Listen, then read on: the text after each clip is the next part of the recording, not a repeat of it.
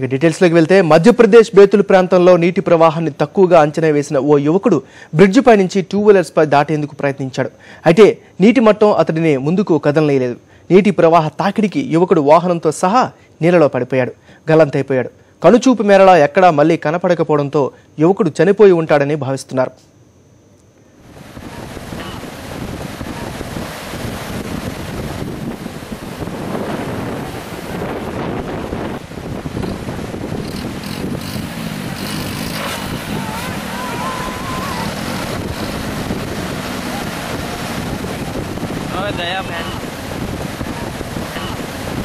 మధ్యప్రదేశ్ రాష్ట్రంలో చాలా చోట్ల భారీ వర్షాలు కురుస్తున్నాయి. కొన్ని చోట్ల వరద కూడా ముంచెత్తుతుంది. ఇలాంటి పరిస్థితుల్లో మధ్యప్రదేశ్లో వరద పరిస్థితిపై మా కరెస్పాండెంట్ ఇస్మాయిల్ అడిగి తెలుసుకుందాం. ఇస్మాయిల్, చెప్పండి, మీ దగ్గర ఉన్న అప్డేట్స్ ఏంటి? మధ్యప్రదేశ్ లో గత 3 రోజులుగా విపరీతమైన వర్షాలతో పూర్తి స్థాయిలో NH59 ఏదైతే నాగ్పూర్ భోపాల్ మధ్యలో ఉందో దాంతో పాటు NH69 పూర్తిగా దెబ్బతిన్నటువంటి పరిస్థితి. దాదాపు 30% రోడ్లు దెబ్బతిన్నాయి. మనం చూడొచ్చు వీడియోలో ఒక వ్యక్తి రోడ్డు దాటడానికి పెడుతున్న ప్రయాసం చూడొచ్చు. ఆయన పూర్తి స్థాయిలో ఒక నది మచ్నా అనేటువంటి నదిలో కొట్టుకుపోయినటువంటి పరిస్థితి కనిపిస్తుంది. ఆ విజువల్ చూస్తే అతను నార్మల్ గా ఫ్లో ఎంత స్పీడ్ గా ఉందనేది మనం చూడొచ్చు. రోడ్డు దాటే సమయంలో రోడ్డు పూర్తిగా నీటి ప్రవాహానికి ఆయన కొట్టుకుపోయి అందులో పడిపోయినటువంటి పరిస్థితి. ఇప్పటివరకు అయితే అతనికి సంబంధించి ఎటువంటి ఆచూకీ లభించలేదు. పూర్తి స్థాయిలో మనం చూడొచ్చు మధ్యప్రదేశ్ వ్యాప్తంగా చాలా రోడ్లు, దాదాపు 30% రోడ్లు కొట్టుకుపోయినటువంటి పరిస్థితి ఉంది. చాలా చోట్ల రైల్వే ట్రాక్లు దెబ్బతిన్నాయి. 3 రోజులుగా విపరీతమైనటువంటి కుండపోత వర్షాలు కురుస్తున్నటువంటి పరిస్థితి ఉంది. ఇప్పటికైతే మనం చూడొచ్చు ఎవరు చనిపోయిన వాటికి సంబంధించి ఎటువంటి ఇన్ఫర్మేషన్ లేదు. బట్ సంఘటనలు మాత్రం మనం చూడొచ్చు. ఒక బైక్ పడిపోయినటువంటి ఒక సంఘటన మనం చూస్తున్నాం.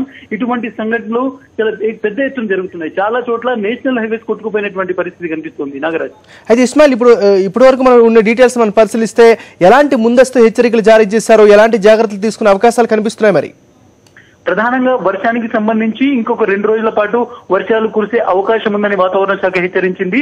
చాలా చోట్ల ట్రైన్లకు సంబంధించి ట్రైన్ డైవర్షన్స్ జరిగాయి. రోడ్ల పునర్నిర్మాణానికి ఏర్పాటు చేస్తున్నారు. మరమ్మతులు జరుగుతున్నటువంటి పరిస్థితి కనిపిస్తుంది. బట్ డెఫినెట్ గా ప్రమాదకర స్థాయిలో ఏవైతే నదులు ఉన్నాయో, ప్రధానంగా మనం చూసుకుంటే NH59 ను పాస్ చేసేటువంటి మచ్నా నది ఒకటి, NH69 నుంచి పోయేటువంటి సూఖీ రివర్ ఒకటి. 2 రివర్లలో భారీ ఎత్తున నీరు ప్రవహిస్తోంది. ప్రమాదకర స్థితిలో రోడ్లు ఉన్నటువంటి పరిస్థితి కనిపిస్తుంది. మనం ప్రతిసారి ఈ విజువల్ లో చూస్తున్నటువంటి ఒక విజువల్ అయితే చూస్తున్నాము. అతను రోడ్డు దాటే సమయంలో ఏ విధంగా నదిలో పడిపోయాడో ఆ పరిస్థితి మనం చూస్తున్నాం. అతను పూర్తి స్థాయిలో రోడ్డు కాన్ఫిడెంట్ గా దాటుతానని అనుకున్నాడు. బట్ నది ప్రవాహానికి ఒక్కసారిగా నదిలో కొట్టుకుపోయినటువంటి పరిస్థితి మనం చూస్తున్నాం. ఇస్మాయిల్, ఇంకో విషయం చెప్పండి. చాలా ప్రాంతాల్లో ఇప్పటి వరకు కూడా రోడ్ల కనెక్టివిటీ కావచ్చు, అదేవిధంగా ఎలక్ట్రిసిటీకి సంబంధించినటువంటి ఫెసిలిటీస్ అన్ని కూడా చాలా పూర్తిగా కట్ అయిపోయినట్టుగా తెలుస్తూ ఉన్నాయి. ఆ ప్రాంతాల్లో ఉన్న ప్రజల పరిస్థితి ఏంటి? మరి ప్రధానంగా ఇప్పటికైతే బేతుల్ పరిసర ప్రాంతాల్లో మాత్రం పరిస్థితి చాలా దారుణంగా ఉందని చెప్తున్నారు. పూర్తిగా అక్కడి అధికార యంత్రాంగం అక్కడ ఉన్నటువంటి సహాయక చర్యలు మునిగినటువంటి పరిస్థితి కనిపిస్తుంది. అయితే ఇంకొక 2 రోజుల పాటు వర్షాలు కురుస్తాయనేటువంటి ఇన్ఫర్మేషన్ ఉందన్న పూర్తి స్థాయిలో ఏదైతే రైల్వేకి సంబంధించి ఇప్పటికైతే డైవర్షన్స్ ఉన్నాయి. కొన్ని రైల్వే సేవలను నిలిపేయడం జరిగింది. బట్ రోడ్లకు సంబంధించి వర్షం ఆగితే కానీ మరమ్మతులు జరిగేటువంటి పరిస్థితి లేదు. బట్ ప్రమాదకరమైనటువంటి స్థాయిలో అక్కడ వాతావరణం ఉంది. నదుల ప్రవాహం మాత్రం చాలా తీవ్రంగా ఉంది. రోడ్లు దాటేటప్పుడు సంఘటనలు మాత్రం చాలా ఫ్రీక్వెంట్లీగా జరిగేటువంటి పరిస్థితి కనిపిస్తుంది.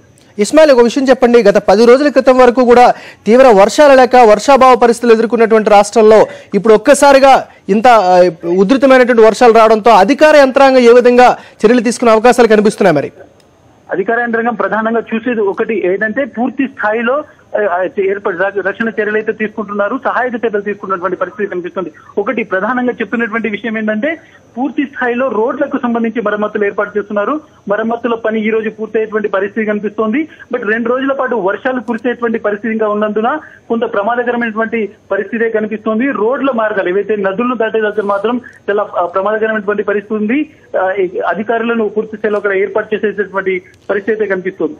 థ్యాంక్ యూ ఇస్మాయిల్, అప్డేట్స్ అందించినందుకు.